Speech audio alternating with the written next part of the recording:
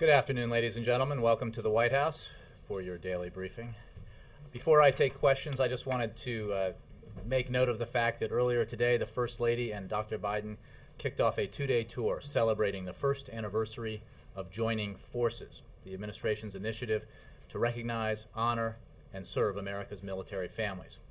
Since the launch of joining forces on April 12, 2011, communities, businesses, schools, faith groups, non-profit organizations, and individual Americans across the country have made substantial commitments to show military families the support that they deserve.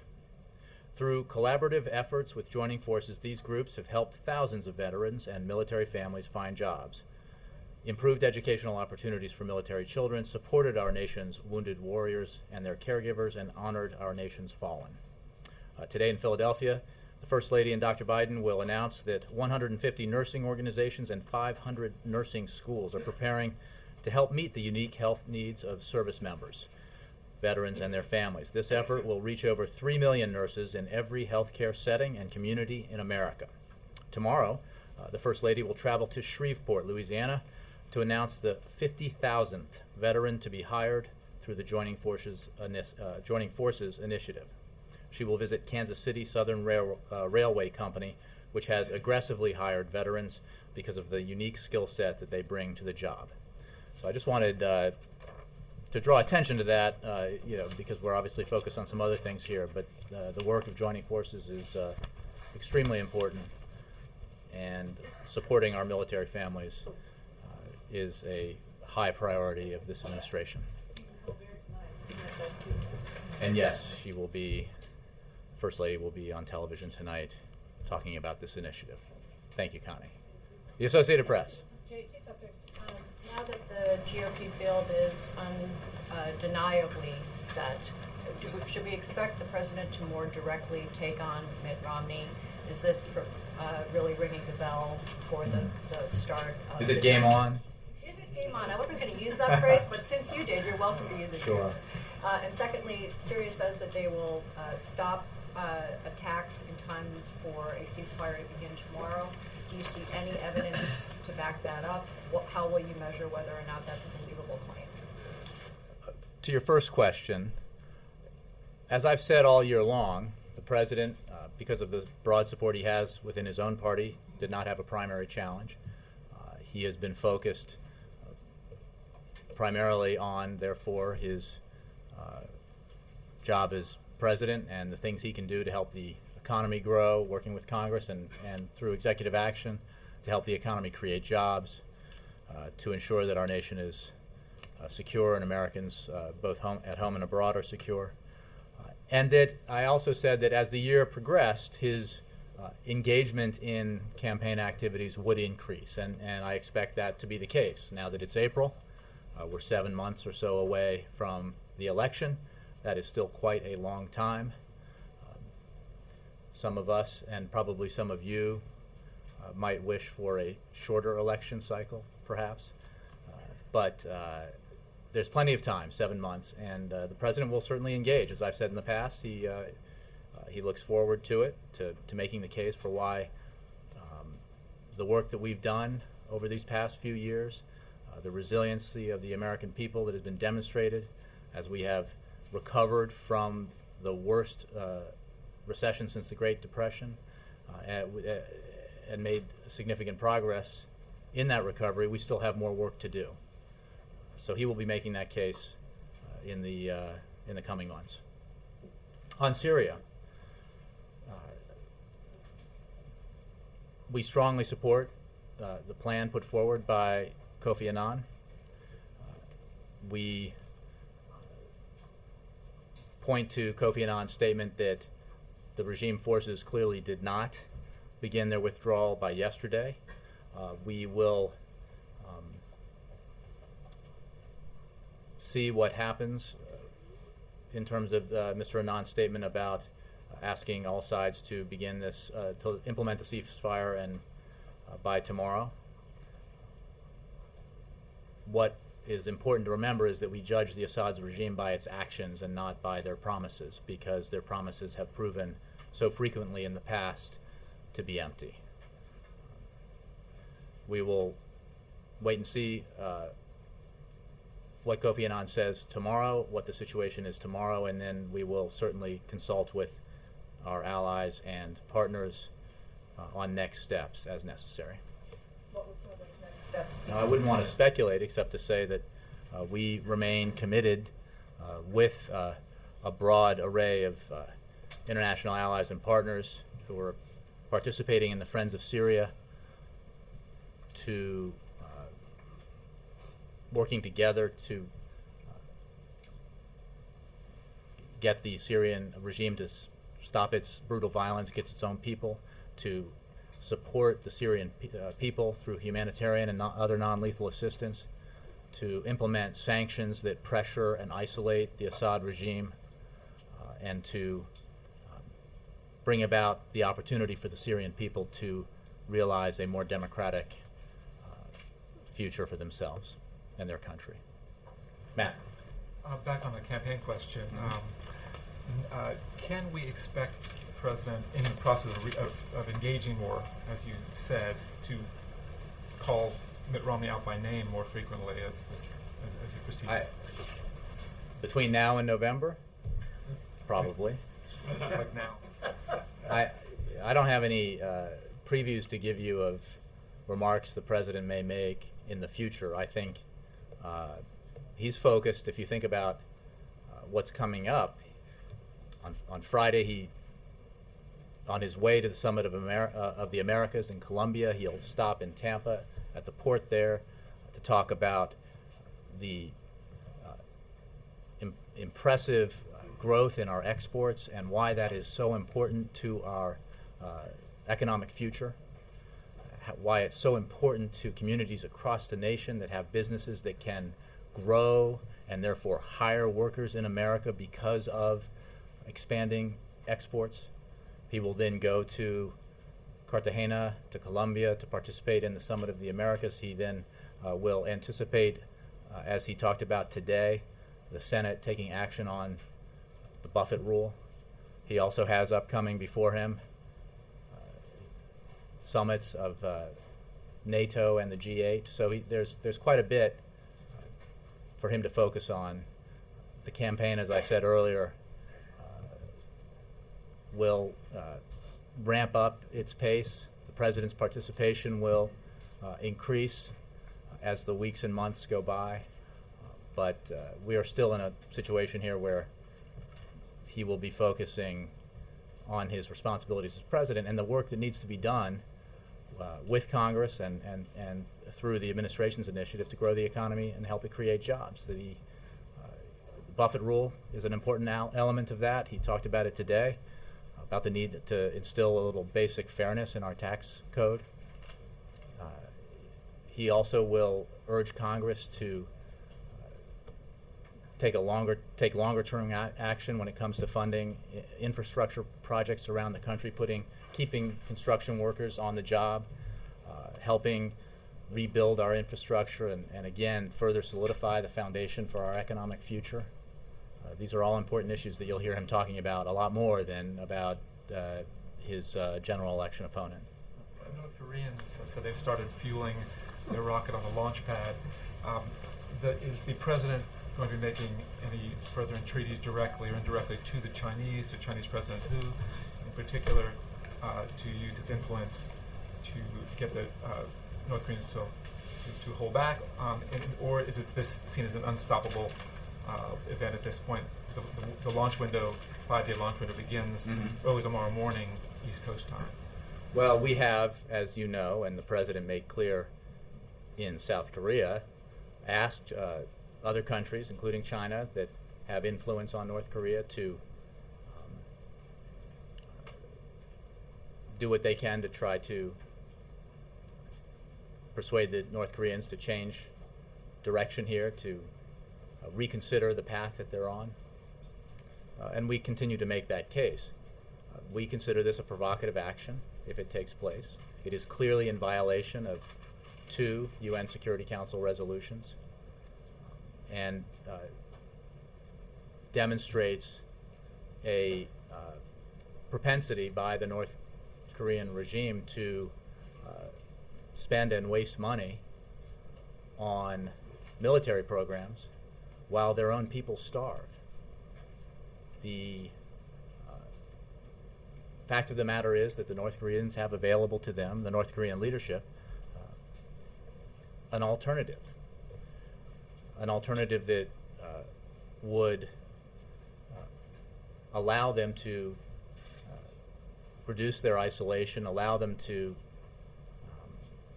focus on the need to take care of their own people, to feed them, to educate them, to give them opportunity, if they would abide by their international obligations. And there are a great many nations focused on this problem, and will continue to be so. Jessica. Quick follow-up on North Korea, and then I'll move on. If it's a provocative action, will the U.S. shoot this missile down? Why not? First of all, we will see. We will have a response, obviously, if the North Koreans take this action, and I mean a verbal response. This action, if it takes place, is in keeping with the kind of behavior that the North Korean leadership and regime has shown in the past. It is why, as I've said before, and others have said, this kind of blatant disregard for their commitments makes it impossible for the United States to provide the nutritional assistance that it had hoped to provide for the North Korean people. One of the reasons why is because we need to be able to ensure that that assistance reaches the people who need it. Those who are severely nutritionally deprived in North Korea, those who need that kind of aid and assistance. And what this action, if it takes place, would indicate is a failure by the North Koreans to consider abiding by their commitments a serious matter. So, we take it seriously, but you should also understand that within the context of North Korean behavior, it is not unusual.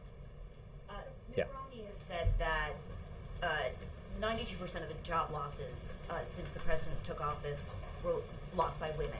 PolitiFact has checked this and said you actually have to go back to 2007. At the beginning of the recession, you'll see it's only 40% were lost by women. President Obama has said that Democrats have a better case to make to women voters. I'm curious, under either scenario, 92% losses or 40% losses, is either of those a good case to make for women voters in this economy? Well, I'm not familiar with the percentages. I'm certainly not very familiar with what charge was made here. The fact of the matter is, because of the terrible recession, the worst recession in generations, the worst recession in anyone's lifetime here, the worst recession since the Great Depression, a great many jobs were lost.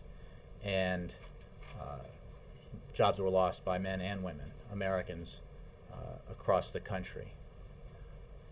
What is absolutely the case is that from the very first action he took as president by signing into law the Lilly Ledbetter Fair Pay Act, this president has been focused on the essential role that women play in our economy, the essential role that women play in terms of education, and all the steps that we need to take to strengthen our own economy by focusing on the role that women play within it. Again, I'm not sure what charge is it that someone's attempting to make here, but the president's record on women in the economy is very strong, and it begins with literally the first thing he did as president.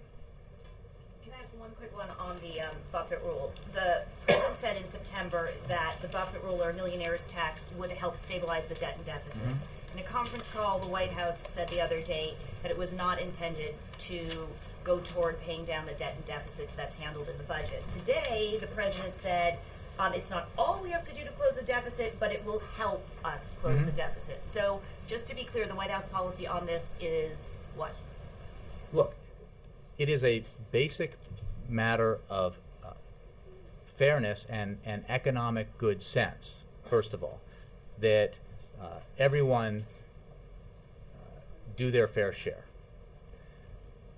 We have seen the effect of the alternative, the weak economic growth that we saw when giving huge tax cuts to the wealthy occurred in 2001 and 2003, and the result, I mentioned this on the plane yesterday, is rather extraordinary. When you think about the job growth that we saw in March, the figures released on Friday, and the fact that 120,000 net jobs were created in March, and while that was a reduction from what we had seen in the 3 previous months, it was still substantially higher than the average job creation under George W. Bush, even if you take out the recession. So even in periods of expansion during those 8 years when President Bush was in office, the average job creation was something like 97,000 per month. And that, I think, and that's setting aside the fact that those policies helped precipitate the worst financial crisis and economic crisis that we've seen in a generation. And yet we have seen policies that have created a situation where millionaires are paying tax on their income at a lower rate than their secretary. So, but let me just be clear. The fact that the money saved by eliminating these tax advantages that the wealthiest have here, or reducing the tax advantages that the wealthiest have here, does not by itself reduce the deficit, doesn't make it not worth doing. Obviously, the $47 billion, no, but the question is, the White House position seems to have moved, so I'm just no, the position is, what we've made clear from the beginning is that there's obviously savings here, and that is an aspect of why it is important to do it. We have never made the case that this element of tax reform would by itself solve our deficit and debt challenges. Obviously, we've never made that case because the president put forward a comprehensive plan to deal with our deficit and debt challenges, of which tax reform was only a part. So it's the same case we're making today. There is an attempt, obviously, on the other side to throw up a little gorilla dust, to obscure what the debate is here, and argue that, well, since asking the wealthiest Americans out there to pay at the same rate on their income that middle-class Americans do, since that won't solve our deficit problems, we shouldn't do it. Another real classy charge is the idea that, well, wealthy Americans who feel like paying their fair share, feel like paying taxes at a rate that middle-class Americans do, if they don't, have the option to doing it themselves by writing a check.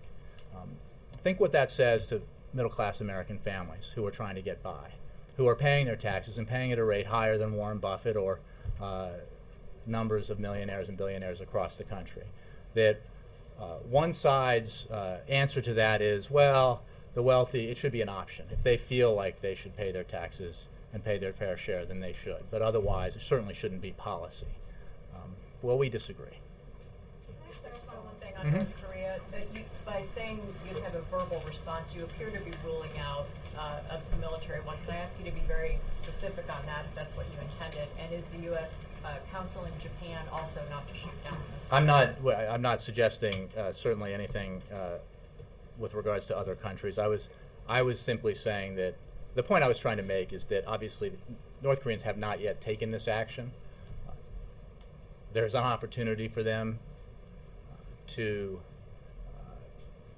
at what would be the last minute, change direction here, perhaps reconsider the approach they're taking and consider an alternative. I'm not predicting that that's going to happen, but before North Korea takes action, I don't want to speculate about what our reaction is. But it's simply an answer to Jessica's question. I was saying that if the North Koreans do act and they do launch this ballistic missile, we will certainly have something to say about it. That's all. I wasn't ruling out anything. Ann Compton. Thanks, Jay. The president earlier this year has said that he does not want, he will insist that the Bush era tax increases or tax cuts expire for the wealthy.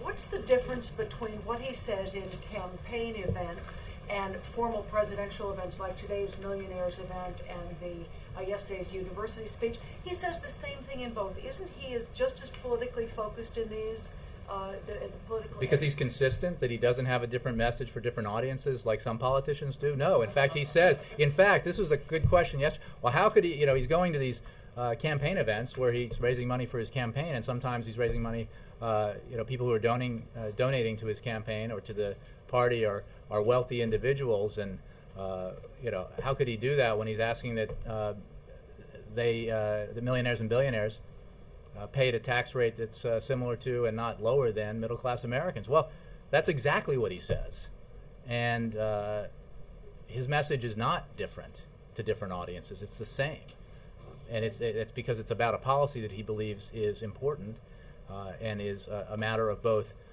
basic fairness and economic good sense. Because again, these are choices. We don't live in a world where we have infinite resources. There are finite resources here. And so if you decide, as the authors of the Ryan Republican budget and the supporters of it have decided, that we need to cut taxes by $4.6 trillion again, with those benefits disproportionately going to the wealthiest Americans, how are you going to pay for it? Well, you could say with a magic asterisk that Dave Camp over at Ways and Means is going to figure that out. We're going to eliminate some loopholes and deductions, but we're not going to tell you which ones. And the fact is, there aren't loopholes and deductions to pay for a $4.6 trillion tax cut. There just aren't. And that means that the middle class is going to get stuck with the bill, or seniors are going to get stuck with the bill, or families with disabled children are going to get stuck with the bill. Paying more, taking on more burden, middle class families, so that wealthiest Americans can get more tax cuts that they honestly don't need, because as you know, Ann, and everybody here knows, we're in a situation where the proportion of wealth that the top 1% of our country has accumulated is at levels we haven't seen since the 1920s. So it's not as if we haven't tried this. It's not as if what we've seen over the last 10 years hasn't tested the notion that if you give additional tax cuts to the wealthiest Americans in this country, somehow everybody's going to benefit. We tried that, and look what we got.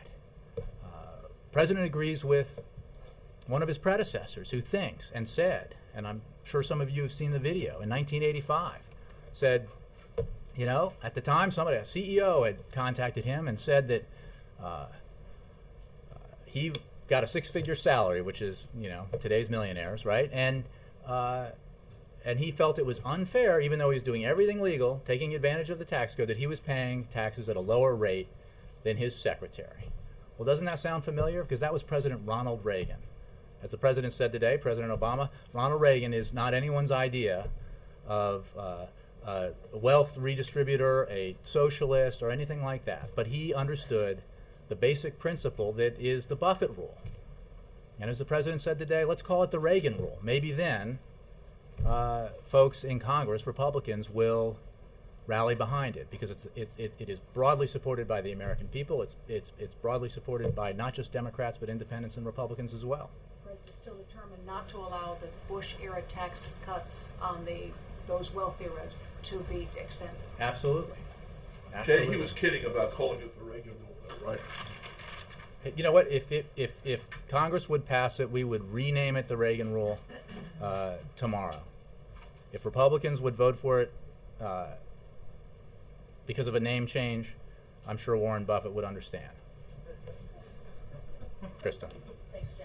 Have you spoken to President Obama about the fact that Rick Santorum dropped out yesterday and he now has a clear Republican challenger? And if so, what was his reaction? He did become aware during the course of the day yesterday of that development. Why is that funny? He was focused on other stuff. Now, honestly, to answer your question truthfully, yes. He didn't have a specific reaction or a particularly notable reaction. He was focused on talking about the need for Congress to act, Senate to act on the Buffett rule. But his position is the one that I've been expressing here, that the process in the other party will take care of itself. I mean, we are essentially observers of that process from here, and when the time comes for him to engage with an opponent, then he will, and he looks forward to the debate, to talking about his vision for the future, talking about where we've been, how far we've come, and all the work we need to keep doing to ensure that we build a foundation economically for this country in the 21st century that's not constructed out of the kind of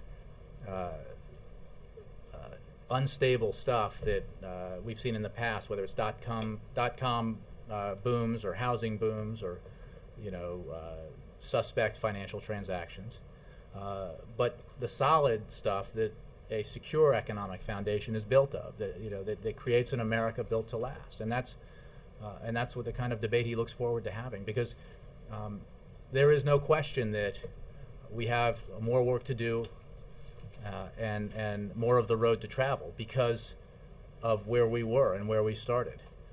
What President Obama is convinced of, and what he firmly believes the American people are convinced of, is that the policies that significantly contributed to the worst recession since the Great Depression, the ideas that were tried and failed, are not the ideas and the policies that we need to adopt now as we are recovering from that terrible recession. And also, Jay, Speaker Boehner and Leader McConnell say that they sent a letter to the president today, essentially urging him to agree to withhold from issuing any so-called midnight regulations after the fiscal year ends on September 30th, 2012. Can you confirm that the president... Sounds like you got the letter before we did, but the I'm not saying that. I'm sure we have it, but I can't. I just note that he sent it today, and here we are talking about it. No, look, our regulatory record speaks for itself. We've launched an historic reform effort, as you know, to review past rules for those that no longer make sense. The net benefits. Now, this is something that, because there's all this conventional wisdom about the regulations and anti-regulation, who's for them, who's against them. But let's look at the facts, okay? The net benefits of regulations issued through the third fiscal year of the Obama administration have exceeded $91 billion. That's the net benefits. That's the costs over benefits, right? $191 billion positive, which is over 25 times the net benefits through the third fiscal year of the previous administration. 25 times.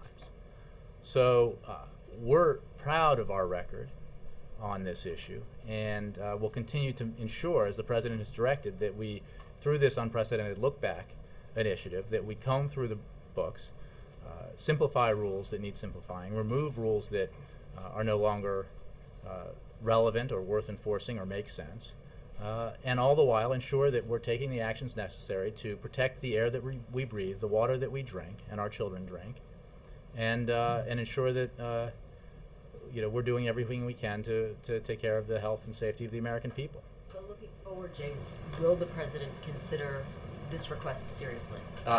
Again, apparently this is a fresh letter. I haven't seen it. I haven't gotten a specific reaction. What I can tell you is we will continue to work to ensure that our regulatory system is transparent, cost-effective, evidence-based, and modern, and that it continues to provide the net benefits that so surpass the benefits achieved by previous administrations. Bill Plant. Do you anticipate the president will have anything more to say about the Trayvon Martin case? It appears that there may be a decision announced by the prosecutor today. I certainly don't expect you'll hear from him about an ongoing investigation, or both at the state and federal level. The comments he made, I think, are all that you will hear from him on that specific case. So it's an ongoing investigation. So I think he and I and others will refrain from commenting on it. Sure, April. Do you want to follow up on my answer to that I can't comment on an ongoing investigation? Yes, but my job is to try to make you answer. Okay. And April, I'm kind of afraid of you, so Wow, I like that. All right. Oh, see, that worked, right? Now she doesn't know what she wants to ask. Okay, let's get serious now. The Attorney General has said there's going to be a thorough investigation. Yesterday, so much drama unfolded in reference to George Zimmerman, his contacting the prosecutors, letting go of his attorneys. And the main question is, where is George Zimmerman? And the question is, as the Justice Department is investigating, do they know where George Zimmerman is, the possibilities of where he is? And this is a legitimate question. Well, I certainly, there are a variety of legitimate questions that neither I nor I suspect my colleagues over at the Justice Department would be able to answer because it's an ongoing investigation. But since you are investigating it thoroughly, you at least have some kind of, the Justice Department and this White House would have some information of where it could possibly be. I simply don't know the answer to that question, and let's be clear, the investigation is being done at the federal level by the Justice Department, not here. What is the expectation, because this has become such an international story and it's become a major story in this country and a major issue involving so many different aspects of life in America? What is the expectation of this president for the Justice Department in carrying out their investigation? You know, again, I think that just, I appreciate the effort, but ventures into territory that I won't venture into because it's an ongoing investigation. But thanks, and I'm not really afraid of you. Wendell? Elizabeth Warren, former member of the administration, and now candidate for the Senate, weighed in on the Supreme Court's comments during the Affordable Care Act arguments today. She said this week, the Supreme Court seems to want to wade into making their own political judgments, and she went on to say, we're all going to have to see the direction the court goes and figure out the right response. Does the White House agree with that? Do you have a reaction to those comments? I haven't seen those comments. I would simply say that, you know, we believe firmly that the Affordable Care Act is constitutional. The precedent exists and goes way back in terms of the Congress's responsibility to and authority to take action on matters of interstate commerce and under the Commerce Clause that are of national economic importance, like healthcare, which accounts for something like 15% of our GDP. President expressed his belief and confidence that the Supreme Court will, in its ruling, recognize the constitutionality of the Affordable Care Act. Beyond that, I really don't have more to say. Does the President think, however, that some of the comments by the justices suggest they want to make their own political judgments? Again, I haven't seen those. The President has spoken about this and spoken about his understanding and everyone's understanding of the many decades-long precedent that is the subject of the discussion here in terms of the constitutionality of a piece of legislation like the Affordable Care Act.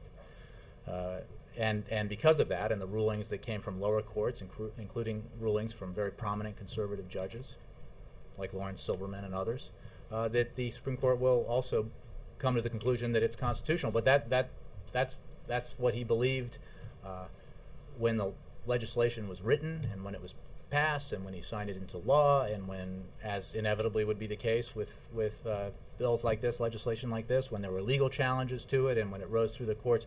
None of that has changed in terms of his both faith in its constitutionality and his faith that it will ultimately be upheld as such by our courts.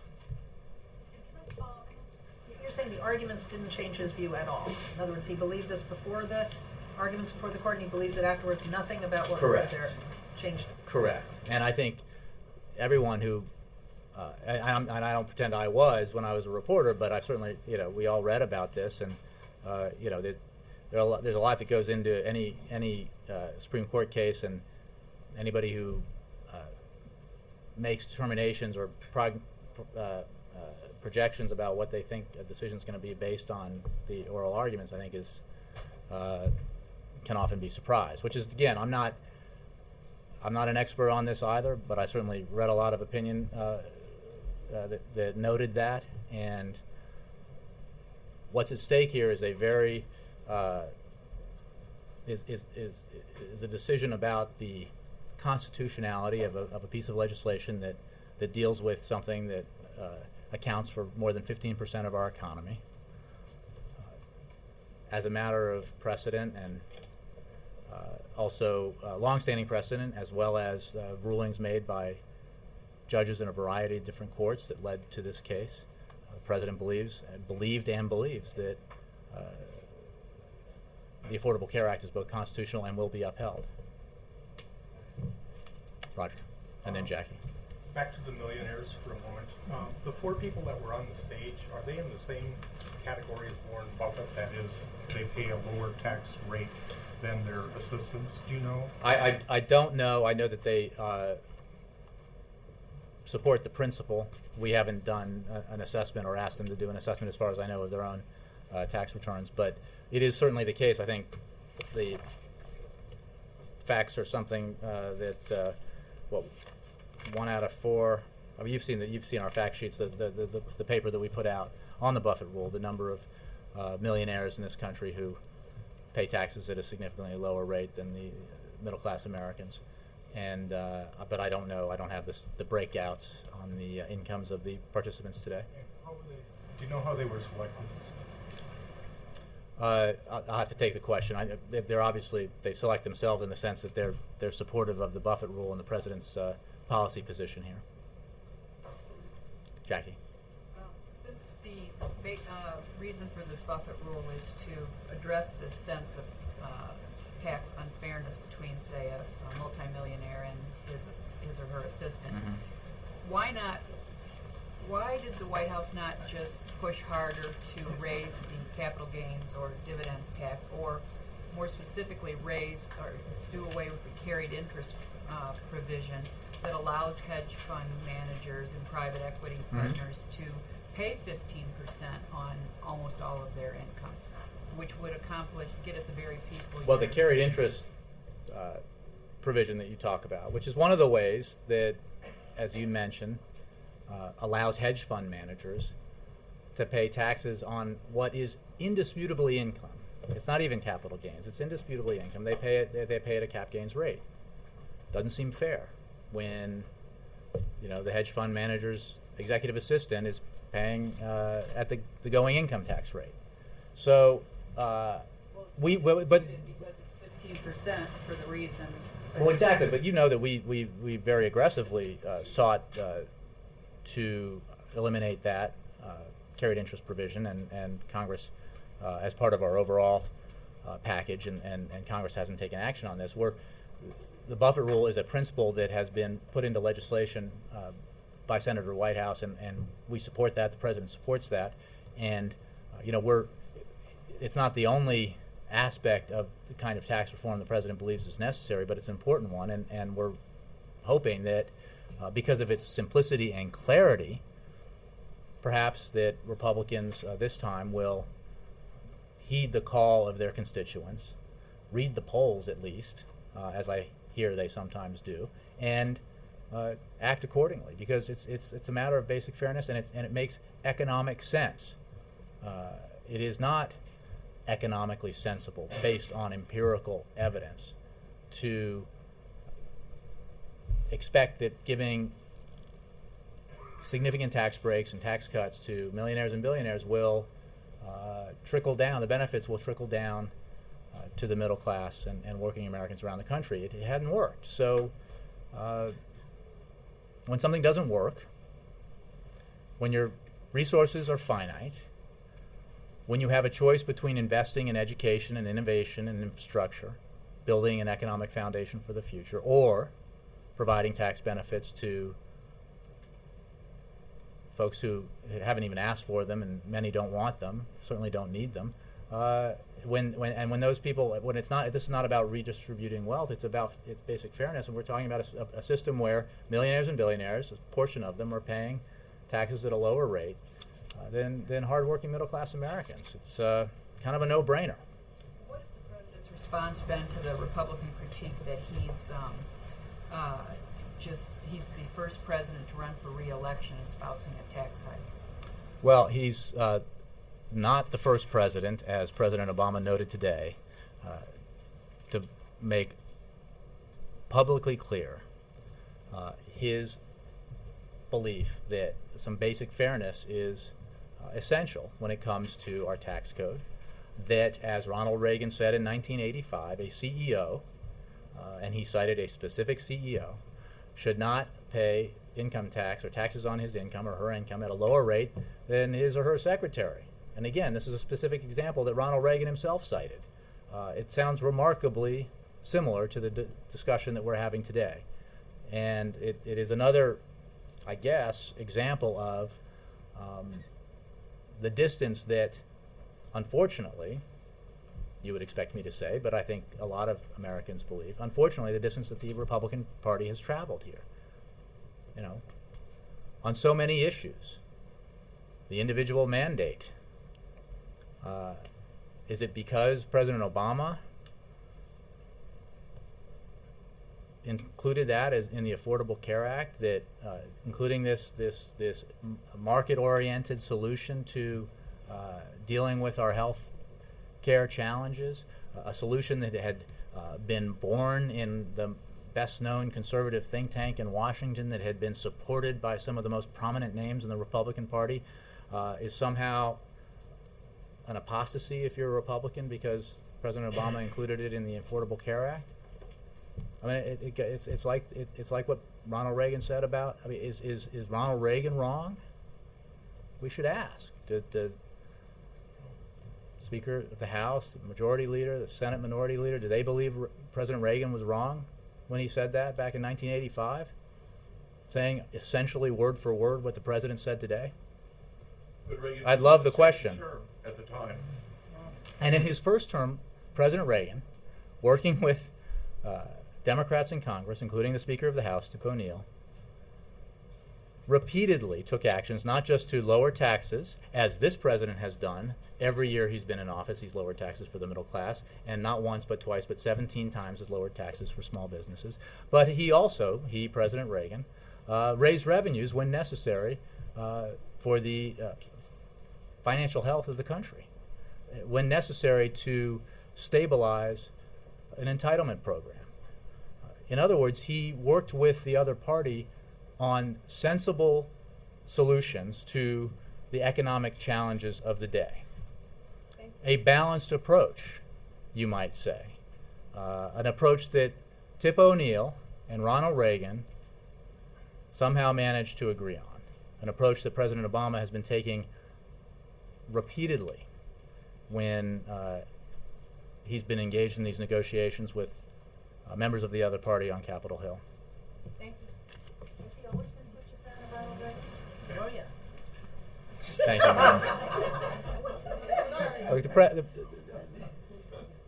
Look, I think President Obama is an admirer of sensible leadership, and that doesn't mean he agrees with every one of his predecessors on every issue, but he does not look at this through an ideological lens. I'll end with my Russian friend. Yes, sir. Thank you, sir. Two subjects, if I may. Number one, the G8 foreign ministers are in town. I understand the president is not meeting with them, but I assume he's briefed on what's discussed. So, what's his primary focus there? What's the first thing he asks when he's briefed about this meeting? What he wants to see coming out of the G8, the coming meetings, the summit? And my second question is about Iran. Well, let me, on the G8, he is obviously briefed regularly on these sorts of things, and he and his team are preparing for the G8 summit. He very much looks forward to that and to hosting it at Camp David. He looks forward to what will be his first meeting with Vladimir Putin, who will then have been sworn in as president. But I don't have any specific agenda items to discuss today with you with regards to the G8. And the other question, Iran? The other question was on Iran. In 3 days, there will be the new round of talks, this Istanbul 2, sort of. And my understanding is everyone wants it to be more successful than the infamous Istanbul 1 situation. So my question is, what are the Americans bringing? What, if anything, are they bringing to Istanbul to make sure that it's more successful than the previous attempt, that the Iranians stick to it, basically, to this discussion, negotiation? Well, Andre, I think, as I've said on numerous occasions, what the last 3+ years has abundantly clarified because of the approach President Obama has taken to this problem is that the world now sees clearly that the obstacle has been Iranian behavior by the regime in Tehran. That is why, working with the Russians and the Chinese and other nations on the Security Council and broadly at the United Nations, why there is such international consensus about the absolute need for the Iranians to abide by their obligations, to forsake their nuclear weapons ambitions, to demonstrate verifiably that they can reassure the world that they do not seek to acquire nuclear weapons. And our bottom line, our position is that Iran must live up to its international obligations, including the full suspension of uranium enrichment as required by multiple UN Security Council resolutions. So we're not setting, in advance of this meetings, any condition except for what our bottom line is, and that's a bottom line shared internationally, and it is also, as the President made clear when Prime Minister Cameron was here, I believe, that the window is closing here. The Iranians need to demonstrate that they are serious, that they will engage in these talks seriously and focus on the issues that need to be resolved. Beyond that, we'll have to see how they go. But we think it's an important development that the meetings are taking place, that the talks are happening, and as I think has been said, if there is progress in these discussions, there will be another round. But again, we approach this eyes wide open, focused on actions rather than words. Thank. Basically, some people think. Well, I'm not going to negotiate from here on behalf of the P5+1, but I think it's important to note what has been clarified over the past 3 years, which is that the international community is united,